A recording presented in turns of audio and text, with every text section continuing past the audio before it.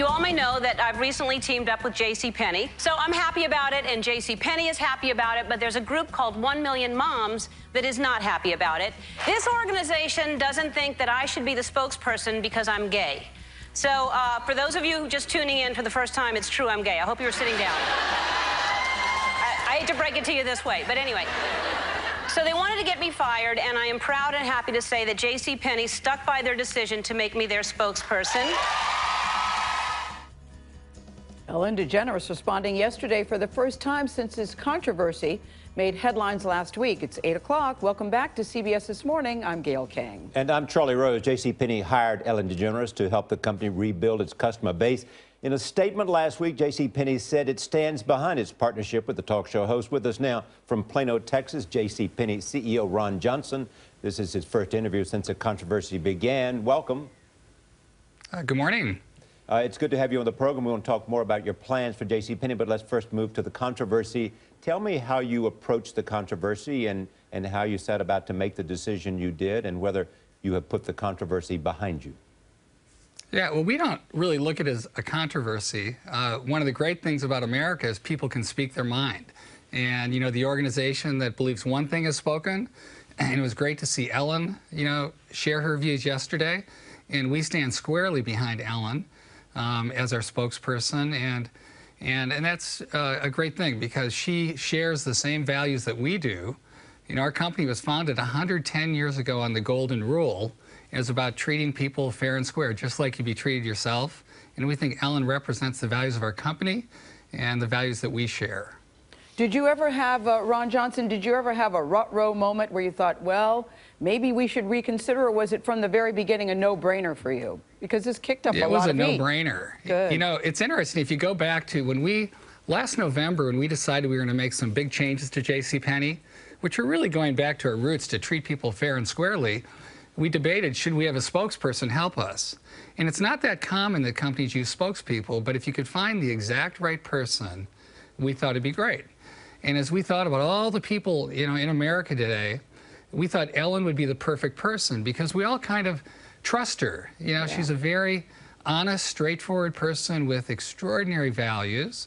And so we went out and met with her, and she actually chose us as much as we chose her. And it's been unbelievably, you know, wonderful to work with someone who is so kind, so gracious, so funny, who just, I think, captures, you know, what America's about. And so never doubted. You have had an interesting career at Target, then at Apple, where you built up the Apple stores, which have become well-known and a big success for Apple. So now you're at JCPenney.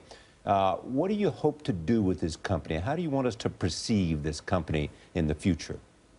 Well, you know, I think we've got this chance to be America's favorite store. You know, we don't want to be the biggest store, the flashiest. We just want to be your favorite store. And that's a place that, you know, the store's kind of in touch with the rhythm of your life. You know, so as a big example, for the last few years, retailers have marked goods up to mark them down, and customers have to shop on the retailer's terms. And we'd like them to shop whenever it's convenient for them. And so we've introduced a new pricing strategy, which essentially makes every day a great day to shop.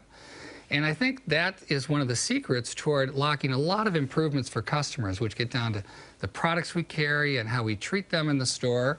And we just want to become America's favorite store. What did you learn from Steve Jobs?